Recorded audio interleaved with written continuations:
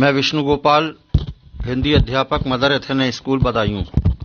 प्यारे बच्चों, आज हम आपकी कक्षा 8 की हिंदी की पाठ्य पुस्तक भारत की खोज का पाठ अध्याय 4 का अग्रिम पार्ट 3 से भारत का विदेशी व्यापार, ये टॉपिक पढ़ा रहे हैं।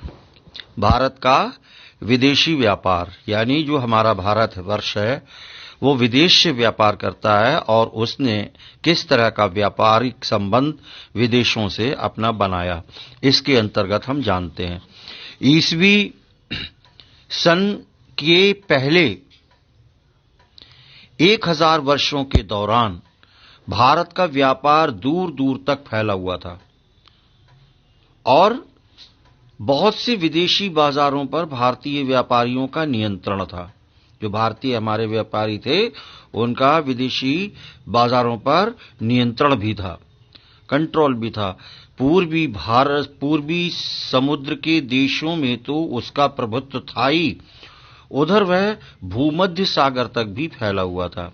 भारत में बहुत प्राचीन काल से कपड़े का उद्योग बहुत विकसित हो चुका था।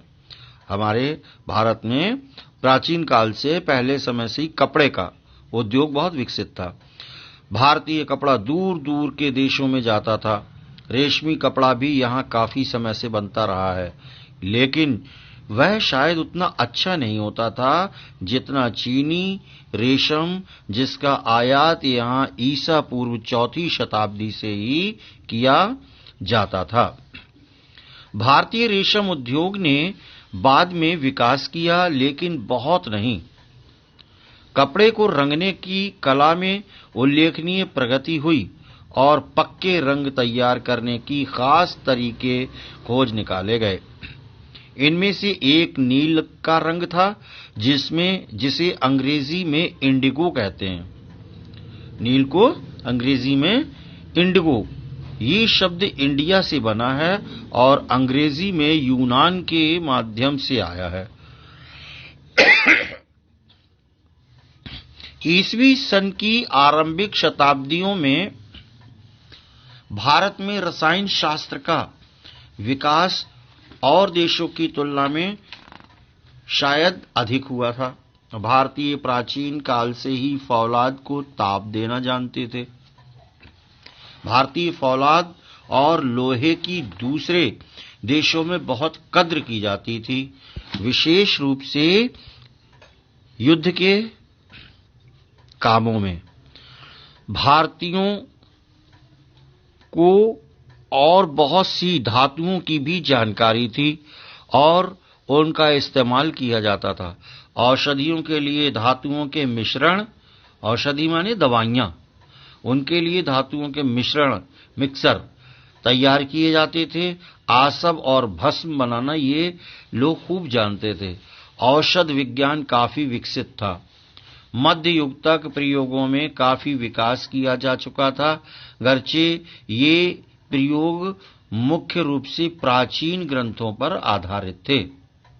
शरीर रचना और शरीर विज्ञान का अध्ययन किया जाता था और हार्वे से बहुत पहले रक्त संचार की बात सुझाई जा चुकी थी। खगोल शास्त्र यानी आकाशीय शास्त्र, जो विज्ञानों में प्राचीनतम है, भारतीय यानी विश्वविद्यालयों के पाठ्यक्रम का नियमित विषय था और सफल ज्योतिष को इससे मिला दिया जाता था। एक निश्चित पंचांग भी तैयार किया गया था जो अब भी प्रचलित है। जो लोग समुद्री यात्रा पर निकलते थे उनके लिए खगोल शास्त्र का ज्ञान व्यावहारिक दृष्टि से बहुत सहायक होता था। ये कहना कठिन है कि उस समय तक यंत्रों ने कितनी प्रगति की थी, लेकिन जहाज बनाने का उद्योग खूब चलता था। इसके अलावा विशेष रूप से युद्ध में काम आने वाली तरह तरह की मशीनों के हवाले भी मिलते हैं।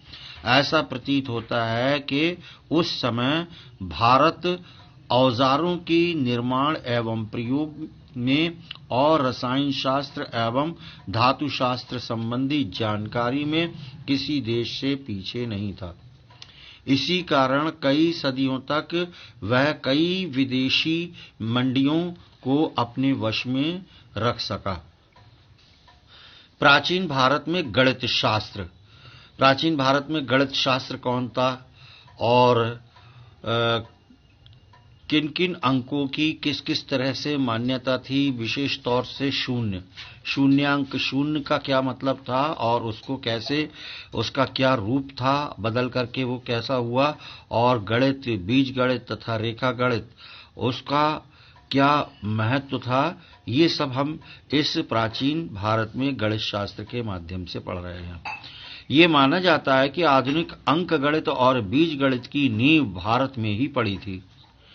गिनती के चौखटे को इस्तेमाल करने की यानी प्रयोग करने की फूहड़ पद्धति, जिसको बताया जाता है कि वो एक फूहड़ पद्धति थी, रोमन और उसी तरह की संख्याओं के इस्तेमाल ने बहुत समय तक प्रगति में बाधा दी।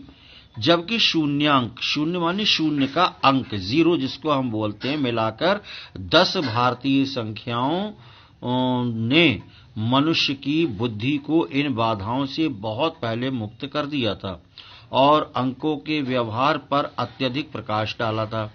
ये अंक चिन्ह बेजोड़ थे और दूसरे देशों में प्रयोग किए जाने वाले तमाम चिन्हों से एकदम भिन्न थे, पृथक, अलग थे। तो भारत में ज्यामिति, अंकगणित और बीजगणित का आरंभ बहुत प्राचीन काल में हुआ, पहले ही। शायद आरंभ में वैदिक वेदियों पर आकृतियां बनाने के लिए एक तरह के ज्यामितीय बीज गणित का प्रयोग किया जाता था। हिंदू संस्कारों में ज्यामितिक आकृतियां अब भी आमतौर पर काम में लाई जाती हैं। भारत में ज्यामिति का विकास अवश्य हुआ, पर इस क्षेत्र में यूनान और सिकंदरिया आगे बढ़ गए। अंकगणित और बीजगणित में भारत आगे बना रहा, जिसे शून्य या कुछ नहीं कहा जाता है। वह आरंभ में एक बिंदी या नुक्ते की तरह था, बाद में उसने एक छोटे वृत्त का रूप धारण कर लिया, गोले का, वृत्त माने गोले का रूप धारण कर लिया, गोला बन गया। उसे किसी भी और अंक की तरह एक अंक समझा जाता था, जैसे 1 2 3 1 2 3 4, उसी तरह से शून्य को एक अंक के समान माना जाता था। शून्यांक इसीलिए शून्य प्लस अंक कहा गया है, शून्य का अंक, और स्थानीय मूल्य वाली दशमलव विधि को स्वीकार करने के बाद अंक गणित और बीज गणित में तेजी से विकास करने की दिशा में कपाट खुल गए। बीज गणित पर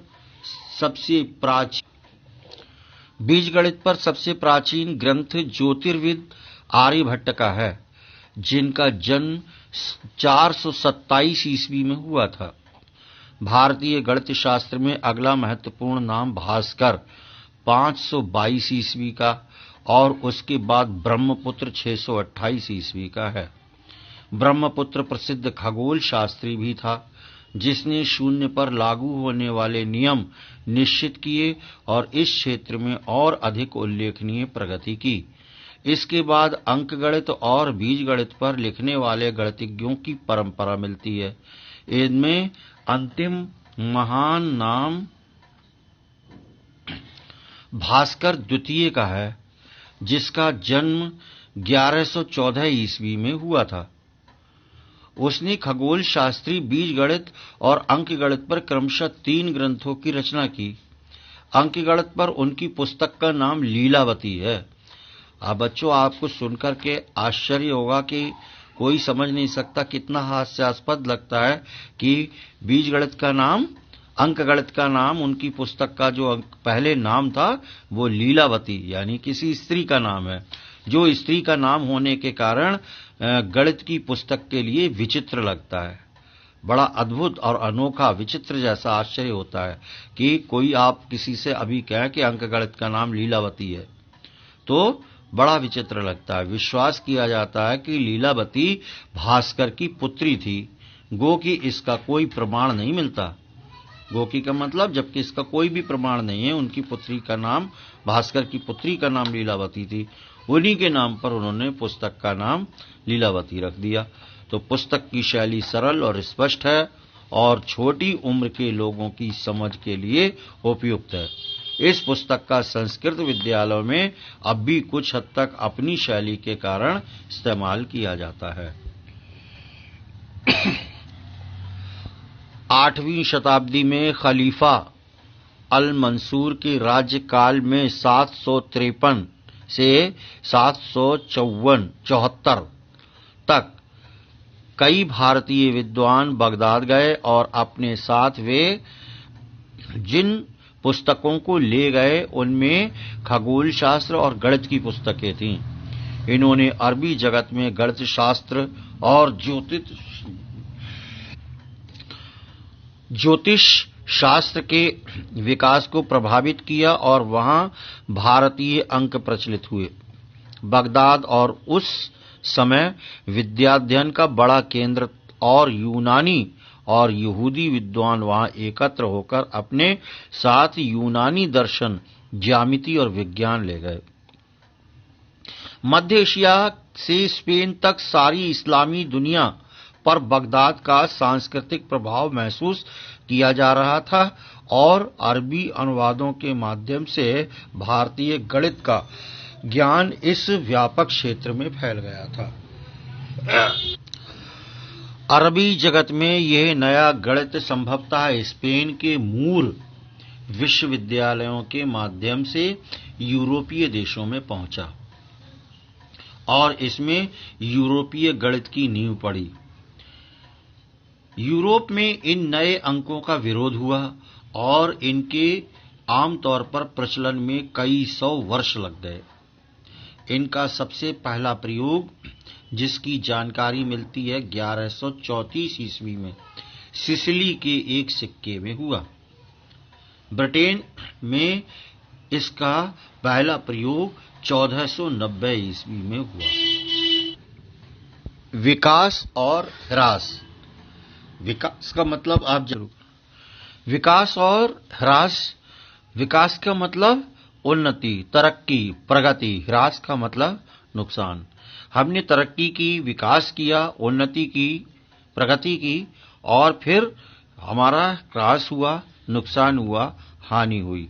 इन दोनों चीजों को एक साथ हम जोड़ करके देखते हैं, क्यों हमारा विकास हुआ, कैसे हमने विकास किया, कैसे तरक्की, प्रगति, उन्नति हुई और फिर उससे हमको हानि कैसे, कब, क्यों हुई।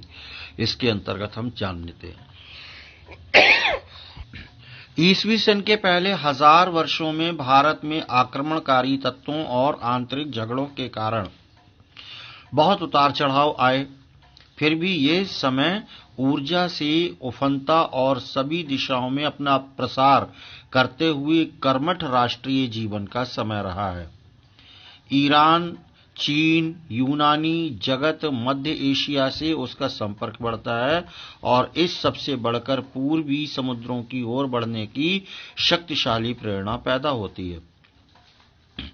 परिणाम स्वरूप भारतीय उपनिवेशों की स्थापना और भारतीय सीमाओं को पार दूर दूर तक भारतीय संस्कृति का प्रसार होता है।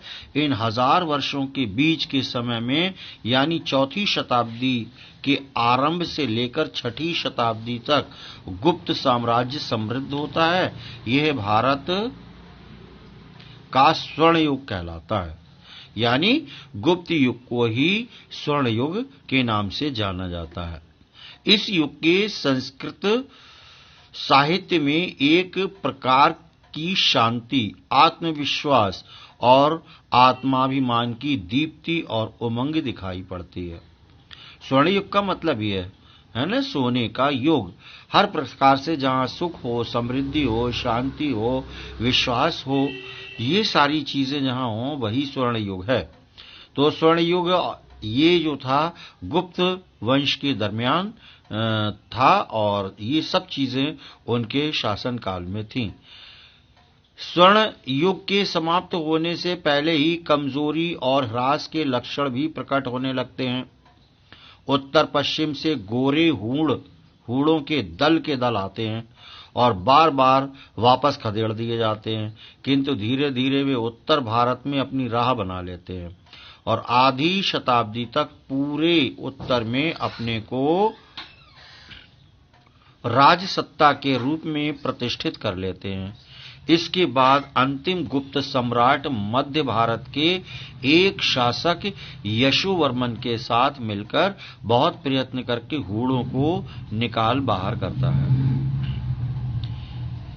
इस लंबे संघर्ष ने भारत को राजनीतिक और सैनिक दोनों दृष्टियों से दुर्बल बना दिया। हूणों के उत्तर भारत में बस जाने के कारण लोगों में धीरे धीरे एक अंदरूनी परिवर्तन घटित हुआ। हूणों के पुराने वृत्तांत कठोरता और बर्बर व्यवहार से भरे पड़े हैं, ऐसा व्यवहार जो युद्ध और शासन के भारतीय आदर्शों से एकदम भिन्न है। 7वीं शताब्दी में हर्ष के शासन काल में उज्जैनी, आधुनिक उज्जैन जिसको आजकल हम उज्जैन के नाम से जानते हैं, जो गुप्त शासकों की शानदार राजधानी थी। गुप्त वंश में, गुप्त युग में उनकी एक बहुत सुंदर खूबसूरत राजधानी उज्जैन के नाम से जानी जाती थी। फिर से कला, संस्कृति और एक शक्तिशाली साम्राज्य का केंद्र बनती है। लेकिन आने वाली सदियों में वह भी कमजोर पड़कर धीरे धीरे खत्म हो जाती है। 9वीं शताब्दी में गुजरात का मिहिर भोज उत्तर और मध्य भारत में छोटे राज्यों को मिलाकर एक संयुक्त राज्य कायम करके कन्नौज को अपनी राजधानी बनाता है। एक बार फिर साहित्यिक पुनर्जागरण होता है।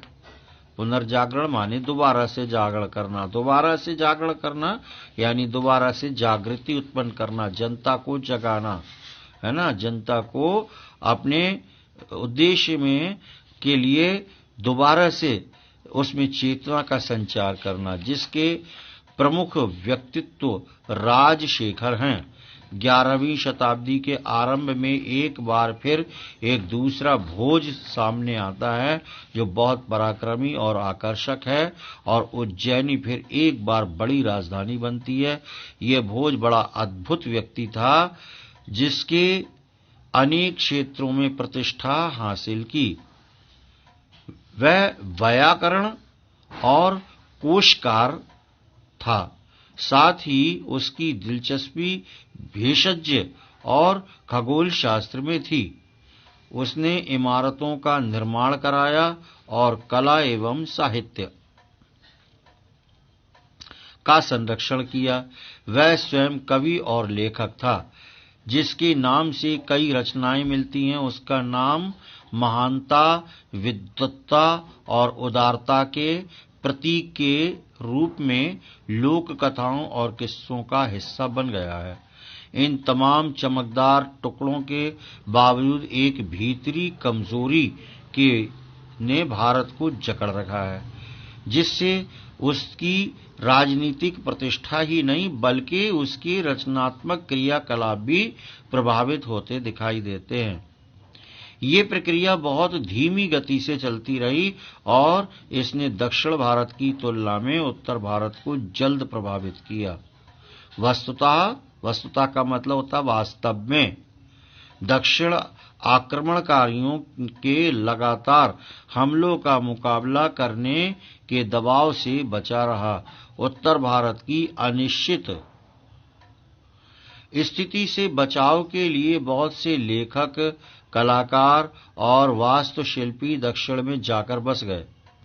दक्षिण के शक्तिशाली राज्यों ने इन लोगों को रचनात्मक कार्य करने के लिए ऐसा अवसर दिया होगा जो उन्हें दूसरी जगह नहीं मिला। गर्चे उत्तरी भारत छोटे छोटे राज्यों में बटा हुआ था, पर जीवन वहां समृद्ध था। समृद्ध माने वहां का जीवन खुशहाल था, संपूर्ण था, और वहां कई केंद्र सांस्कृतिक और दार्शनिक दृष्टि से सक्रिय थे। हमेशा की तरह बनारस धार्मिक और दार्शनिक विचारों का गढ़ था। लंबे समय तक कश्मीर भी बौद्धों और ब्राह्मणों के संस्कृत ज्ञान का बहुत बड़ा केंद्र रहा। भारत में बड़े बड़े विश्वविद्यालय रहे। इनमें सबसे प्रसिद्ध नालंदा था, जिसके विद्वानों का पूरे भारत में आदर किया जाता था। नालंदा विश्वविद्यालय के जो लोग थे उनका पूरा भारतवर्ष में आदर और सम्मान था। यहाँ चीन, जापान और तिब्बत से विद्यार्थी आते थे, बल्कि कोरिया, मंगोलिया और बुखारा से भी। धार्मिक और दार्शनिक विषयों, बौद्ध और ब्राह्मण दोनों के अनुसार के अलावा दूसरे विषयों की शिक्षा भी दी जाती थी। ब्रैकेट में लिखा हुआ है, बौद्ध भी थे उसमें और ब्राह्मण भी थे।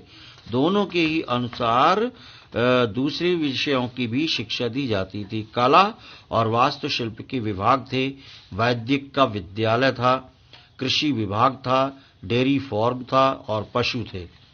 विदेशों में भारतीय संस्कृति का प्रसार ज्यादातर नालंदा के विद्यालयों ने किया।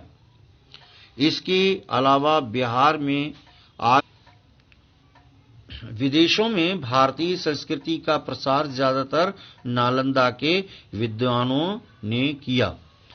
इसके अलावा बिहार में आज कल के भागलपुर के पास विक्रमशिला और काठियावाड़ में वल्लभी विश्वविद्यालय थे। गुप्त शासकों के समय में उज्जैनी विश्वविद्यालय का उत्कर्ष हुआ। दक्षिण में अमरावती विश्वविद्यालय था। ज्यों-ज्यों सहस्त्राब्दी समाप्ति पर आती है, ये सब सभ्यता के तीसरे पहर जैसा लगता है। दक्षिण में अब भी तेजस्विता और शक्ति शेष थी और वह कुछ और शताब्दियों तक बनी रही, पर ऐसा लगता था जैसे हृदय स्तंभित हो चला हो, शांत हो गया हो, उसकी धड़कनें मंद होने लगी हों। 8वीं शताब्दी में शंकर के बाद कोई महान दार्शनिक नहीं हुआ। शंकर भी दक्षिण भारतीय थे। ब्राह्मण और बौद्ध दोनों धर्मों का ह्रास होने लगा और पूजा के विकृत रूप सामने आने लगते हैं, विशेषकर तांत्रिक पूजा और योग पद्धति के भ्रष्ट रूप। साहित्य में भवभूति 8वीं शताब्दी आखिरी बड़ा व्यक्ति था। भवभूति नाम का 8वीं शताब्दी में जो हुआ था। गणित में आखिरी बड़ा विद्वान, आखिरी बड़ा नाम भास्कर द्वितीय 12वीं शताब्दी का है। कला में ईसी हैवेल के अनुसार 7वीं या 8वीं शताब्दी से 14वीं शताब्दी तक भारतीय कला का महान युग था। यही समय यूरोप में गाथिक कला के चरम विकास का समय था, जब गाथिक कला चरम पर थी।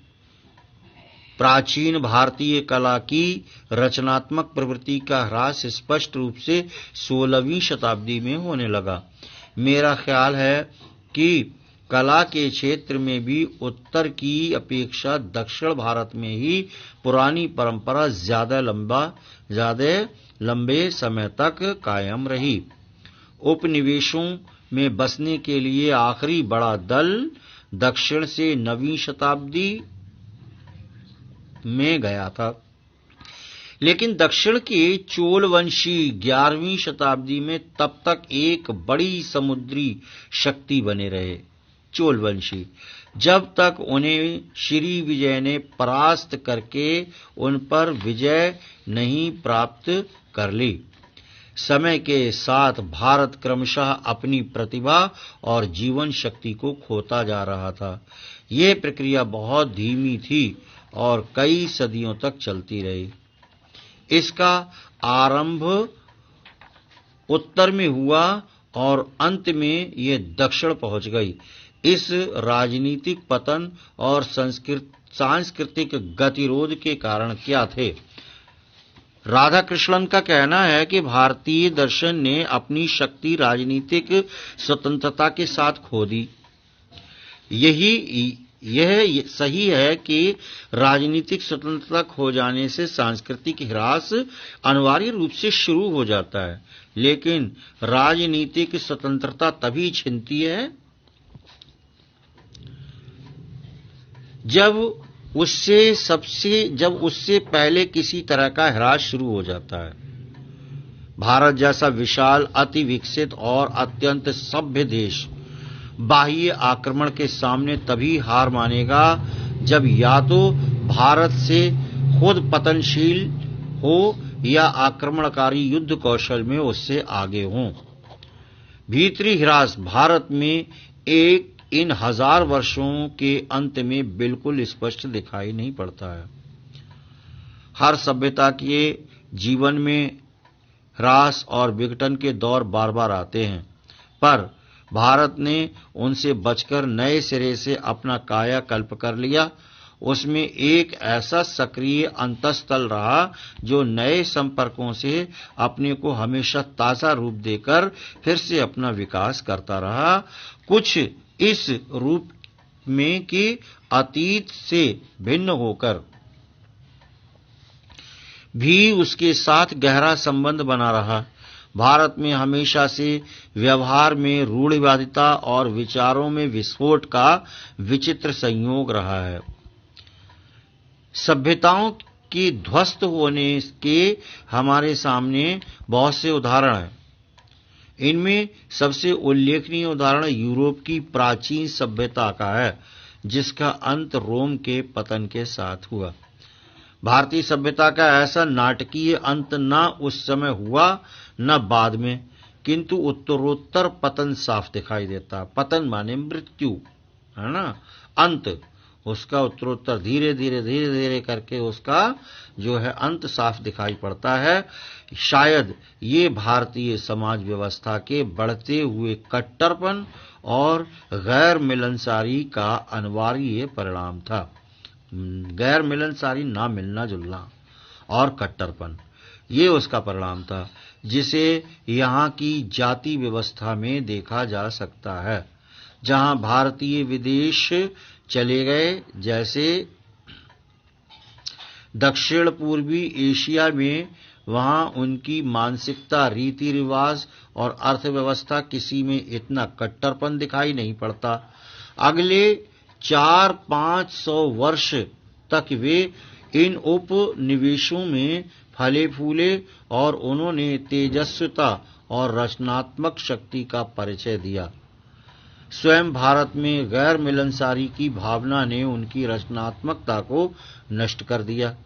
जीवन निश्चित चौखटों में बट गया, जहां हर आदमी का धंधा स्थायी और नियत हो गया। देश की सुरक्षा के लिए युद्ध करना क्षत्रियों का काम हो गया। ब्राह्मण और क्षत्रिय वाणिज्य व्यापार को नीची नजर से देखते थे। नीची जाति वालों को शिक्षा और विकास के अवसरों से वंचित रखा गया और उन्हें अपने से ऊंची जाति के लोगों के अधीन रहना सिखाया गया। भारत के सामाजिक ढांचे ने भारतीय सभ्यता को अद्भुत दृढ़ता दी थी। उसने गुटों को शक्ति दी और उन्हें एकजुट किया, लेकिन ये बात बृहत्तर एकता और विकास के लिए बाधक हुई। इसने दस्तकारी, शिल्प, वाणिज्य और व्यापार का विकास किया, लेकिन हमेशा अलग अलग समुदायों के भीतर। इस तरह खास ढंग के धंधे पुश्तैनी बन गए और नए ढंग के कामों से बचने और पुरानी लकीर पीटते रहने की प्रवृत्ति पैदा हुई। इससे बड़ी संख्या में लोगों को विकास के अवसरों से वंचित करते हुए उन्हें स्थायी रूप से समाज की सीढ़ी में नीचा दर्जा देकर यह मूल्य चुकाया गया। इसी का कारण हर तरफ ह्रास हुआ। ह्रास का कारण ही ये था, तो इसी कारण ये सब ह्रास हुआ।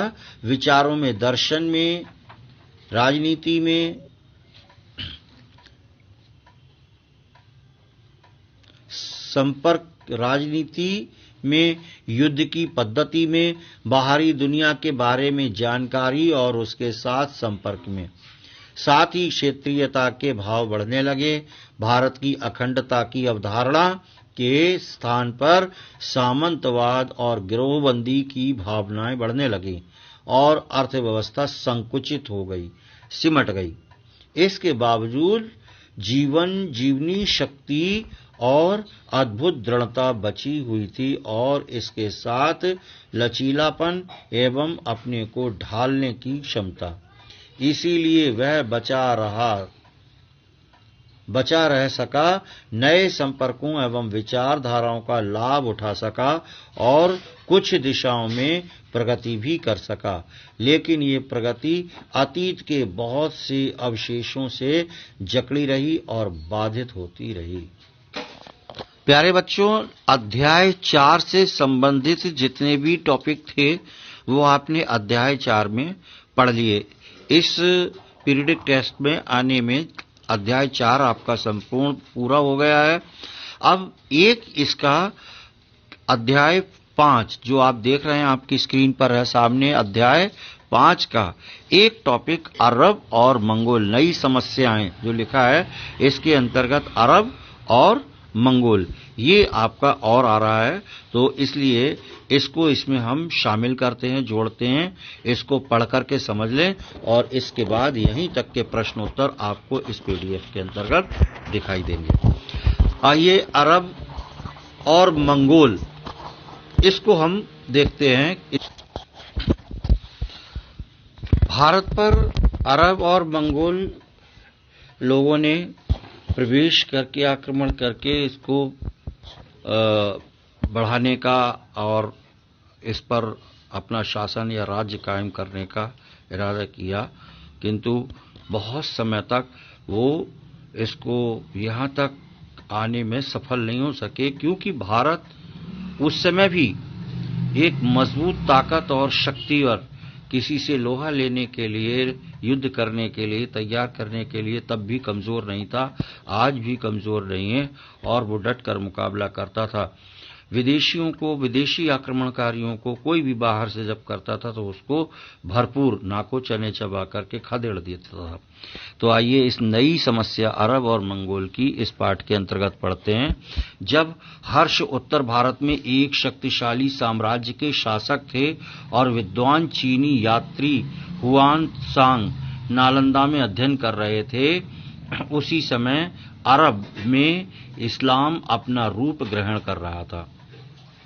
भारत के मध्य भाग तक पहुंचने में इसे लगभग 600 वर्ष लग गए और जब उसने राजनीतिक विजय के साथ भारत में प्रवेश किया तब वह बहुत बदल चुका था और उसके नेता दूसरे लोग थे। अरब वाले भारत के उत्तर पश्चिमी छोर तक पहुंचकर वहीं रुक गए। अरब सभ्यता का क्रमशः पतन हुआ और मध्य तथा चीन एशिया में तुर्की जातियां आगे आईं। भारत के सीमावर्ती प्रदेश से यही तुर्क और अफगान इस्लाम को नैतिक शक्ति के रूप में भारत में लाए। अरबों ने बड़ी आसानी से दूर दूर तक फैलकर तमाम इलाके फतह किए, पर भारत में वे तब भी और बाद में भी सिंध से आगे नहीं बढ़े। शायद तब भारत भी आक्रमणकारियों को रोकने के लिए काफी मजबूत था। किसी हद तक इसका कारण अरबों के आंतरिक झगड़े भी हो सकते हैं। सिंध बगदाद की केंद्रीय सत्ता से लगभग अलग होकर एक छोटा सा स्वतंत्र राज्य हो गया। हालांकि आक्रमण नहीं हुआ, पर भारत और अरब के बीच संपर्क बढ़ने लगा और दोनों ओर से यात्रियों का आना जाना हुआ। दूतावासों की अदला बदली हुई। भारतीय पुस्तकें विशेषकर गणित और खगोल शास्त्र पर बगदाद पहुंची और वहां अरबी में अनेक अनुवाद हुए। बहुत से भारतीय चिकित्सक बगदाद गए। ये व्यापार और सांस्कृतिक संबंध उत्तर भारत तक सीमित नहीं थे। भारत के दक्षिण राज्यों ने भी उसमें हिस्सा लिया, विशेषकर राष्ट्रकूटों ने, जो भारत के पश्चिमी तट से व्यापार किया करते थे। इस लगातार संपर्क के कारण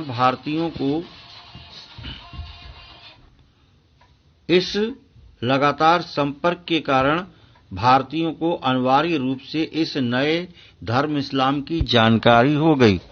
इस नए धर्म को फैलाने के लिए प्रचारक भी आए और उनका स्वागत हुआ। मस्जिदें बनी, न शासन ने इसका विरोध किया न जनता ने, न कोई धार्मिक झगड़े हुए। सब धर्मों का आदर और पूजा के सभी तरीकों के प्रति सहनशीलता का व्यवहार करना भारत की प्राचीन परंपरा थी। अतः राजनीतिक ताकत के रूप में आने से कई शताब्दी पहले इस्लाम भारत में एक धर्म के रूप में आ गया था। प्यारे बच्चों, इस प्रकार से आपका अध्याय 4 के साथ जुड़कर के ये अध्याय 5 नई समस्याएं मंगोल और अरब तक जो आपका था सिलेबस के अंतर्गत, ये पूर्ण हो गया है। आइए इससे संबंधित पार्ट 3 में जो हमने प्रश्नोत्तर इसके तैयार किए हैं उनको भी देखते हैं। उनके प्रश्नोत्तर आप समझ लीजिए यहां तक के। पार्ट 2 में आपने 18-19 तक प्रश्न देखे और इसमें आप देख रहे हैं भारत की खोज में पार्ट 3 में विदेशियों पर भारतीय कला का प्रभाव। 20वां प्रश्न इसका है, जावा और बाली के मशहूर नृत्य कहां से लिए गए हैं। यद्यपि ये आपके पिछले उसमें जा चुका है मगर उसके प्रश्न हमने यहां से जोड़े हैं भारत से। उत्तर है इसका। और प्रश्न 21वां आप देखें, कंबोडिया में वर्णमाला कहां से ली गई है। दक्षिण भारत से। प्रश्न संख्या 22 है, बोधिसत्व की एक विशाल शक्तिशाली पाषाण प्रतिमा कहां के संग्रहालय में है। मथुरा।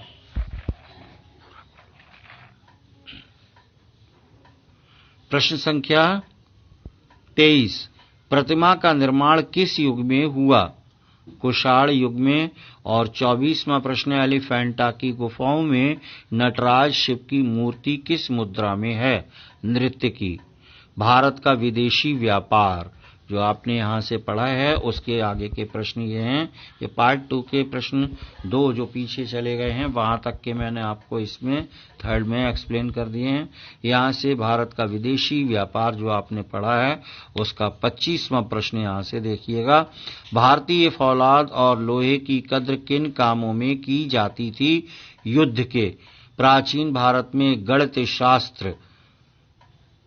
ये चैप्टर से 26वां प्रश्न आप देखें, ज्योतिर्विद आर्यभट्ट का जन्म कब हुआ था। 427 ईस्वी में।